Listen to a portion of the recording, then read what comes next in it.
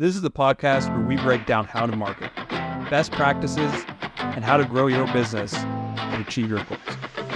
I'm McCaellen, and this is What is Marketing?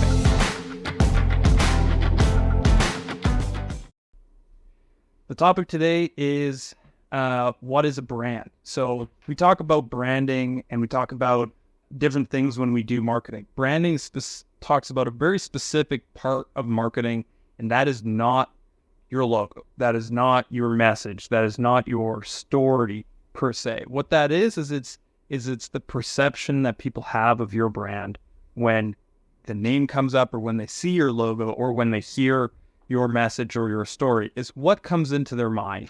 It's like Nike. When you think of Nike, you think of basketball, you think of the greats, you think of sports and greatness in that aspect. When you think of Dairy Queen, you think of that ice cream, you think of the Blizzard, right? So there's these things that are connected to what a brand is, and that's the idea that comes into your head when you think about that brand. When you have a jingle like McDonald's does, ba-da-ba-ba-ba, that gives you a specific thing, brings something to mind, and that is the brand. That is what we consider branding. Now, when we do marketing to try to achieve branding like that, there's a few things that we're looking for. It's what do you see, what do you hear, and what do you experience? So there's kind of these different aspects when we're talking about building a brand. And a lot of them have to do with very similar things to what people think the brand is. What is the logo? Well, the logo is not the brand, but it is something that often gets people thinking about the brand. It's what people attach to the brand. When people think of Nike, they think of the swoosh, right? So you want to have people associate your logo with your brand, associate your messaging with your brand, your story with your brand. This is one of those kind of key things in marketing, is that your brand is not your logo, but your logo often represents your brand. So you want it to be good for your brand, good for the message. The other thing is, what is the experience part of your brand? When we do experiential things, it's the experience that we remember. It's not necessarily the product or the service. When you go to see like a national area, if you go to Yellowstone, you're not going to remember the guide that took you down the trails. What you're going to remember is the park and the experience, right? So how do you make that experience associated with your brand? So Apple might say, hey, the experience needs to be super easy, super clean, like there's no user interface, that it's just perfect, edge to edge, clean design, simple to use, right?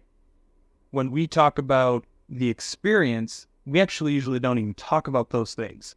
We talk about the lack of things. Hey, how's using an Apple phone? Oh, well, it's super easy to use. That's why I use it. Oh, my grandma uses it because it's much easier than the Android equivalent.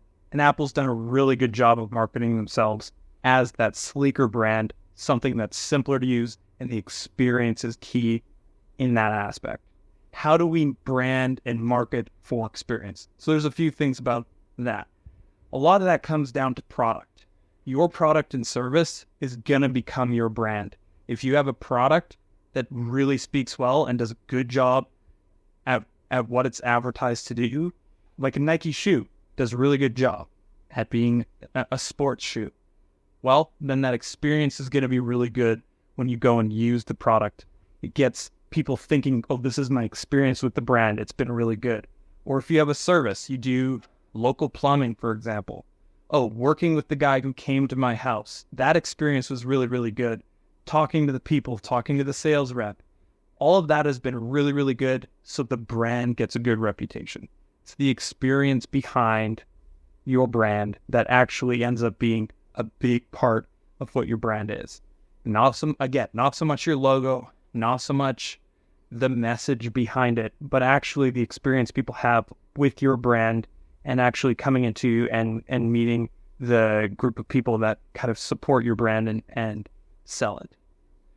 The one last thing that I want to chat about on the branding side is what your brand is going to be very much dependent on the culture in your company. So if your company has a culture of get it done quick and efficient, you're probably going to have a brand that people know as efficient. They do good work. They get stuff done quick. If you have an excited brand that's pushing a new product or tech service that's new and innovative on the market, but maybe that perspective is much more on the fun and exciting side, you might be seen as a new, fun and exciting tech brand to work with. Get on board with these guys because they're fun and exciting. It's what's new. So depending on the people and how you build your company culture, that will also affect your brand.